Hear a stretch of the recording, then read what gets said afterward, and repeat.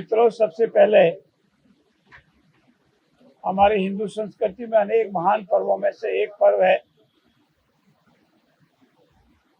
होली। होली रंगों का त्योहार है, मेल मिलाप का त्योहार है, आत्मीयता का त्योहार है। और ये संयोग है कि कल होली भी है और हमारे अल्पसंख्यक समुदाय के भाइयों का भी ईद का दिन है। दोनों त्योहार एक दिन है, जिसको मैं सभी को इसकी बहुत बहुत बधाई देता हूँ। आपकी मार्फत आपको भी बधाई देता हूँ। हम होली खेलें, प्रेम भाव बढ़ावें, देश प्रेम बढ़ावें और एक दूसरे का कदम से कदम मिलाकर इस प्रदेश और देश के विकास में सहभागी बने। मित्रों, राजस्थान के विकास में यशस्वी मुख्यमंत्री आदरणीय भजन लाल जी का जो विजन था, जो विजन है, और उनको 2047 तक विकसित और समृद्ध प्रदेश बनाना है, उसी क्रम में आज हमारा भरतपुर हो या बीकानेर हो, इन दोनों शहरों के लिए प्राधिकरण गठन की अधिसूचना ऑर्डिनेंस दिसंबर में जारी हुआ था। विधिवत गठन हो गया था प्राधिकरण का और कार्य प्रारंभ कर रहे थे। उस ऑर्डिनेंस को आज विधेयक का रूप लिया है और कानून पारित हुआ है राजस्थान की विधानसभा में। इन दोनों शहरों का, इसके आसपास आई हुई बस्तियों का, गांवों का सर्वांगीण विकास हो, समग्र विकास हो और अन्य बड़े बड़े शहर जोधपुर, जयपुर जैसे शहरों के साथ इन शहरों का भी विकास हो।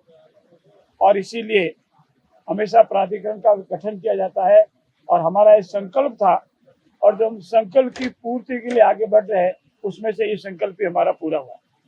विधिवत ऑर्डिनेंस आया, समय अवधि के अंदर अंदर विधानसभा में ऑर्डिनेंस का पेश किया गया और आज उसका विधिवत विधेयक के रूप में ध्वनिमत से पारित किया गया।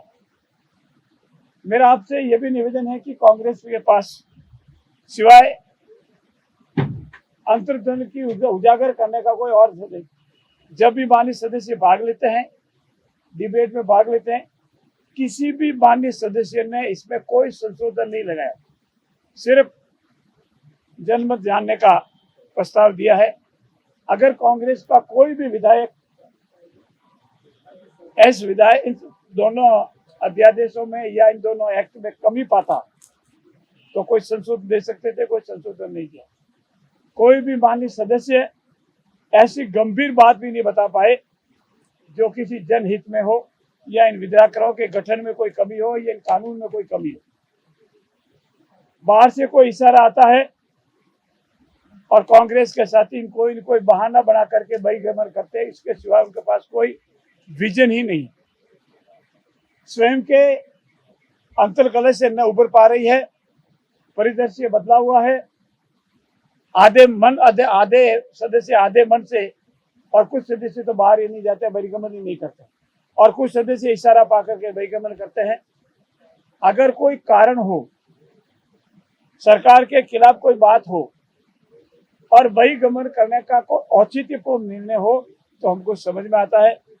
मात्र बहानाबाजी के लिए, मीडिया में सुर्खियों बनने के लिए और अनावश्यक अनर्गलन आरोप लगाने की कांग्रेस की आदत हो गई है और उसी आदत के तहत इन्होंने 2 बार बहिर्गमन किया, जिसकी विधानसभा के स्तर पर हमने भर्त्सना की है और हम उनकी निंदा करते हैं। हम उनसे प्रार्थना करते हैं, आइए ना, विकास के काम में सहयोग कीजिए, सुझाव दीजिए, पर कोई सुझाव नहीं, कोई अमेंडमेंट नहीं और मात्र कोई न कोई बहाना बना करके बहिर्गमन करना और अखबार की सुर्खियां बनना, यही कांग्रेस का एकमात्र काम रह गया है। और वो भूल गई है कि इसी कारण से वो सिमरते सिमरते हिंदुस्तान के कितने प्रदेशों में रही है, राजस्थान में क्या स्थिति है, बाई इलेक्शन में क्या स्थिति है और नगर निगम और नगर पालिका चुनाव में क्या स्थिति है। मेरा पुनः आप सबसे अनुरोध है कि राजस्थान के इतिहास में, राजस्थान के विकास और प्रगति में एक नया आयाम दो इन शहरों का प्राधिकरण गठन का जो कार्य पूरा हुआ है।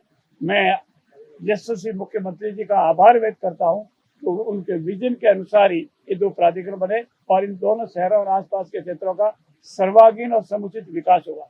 धन्यवाद।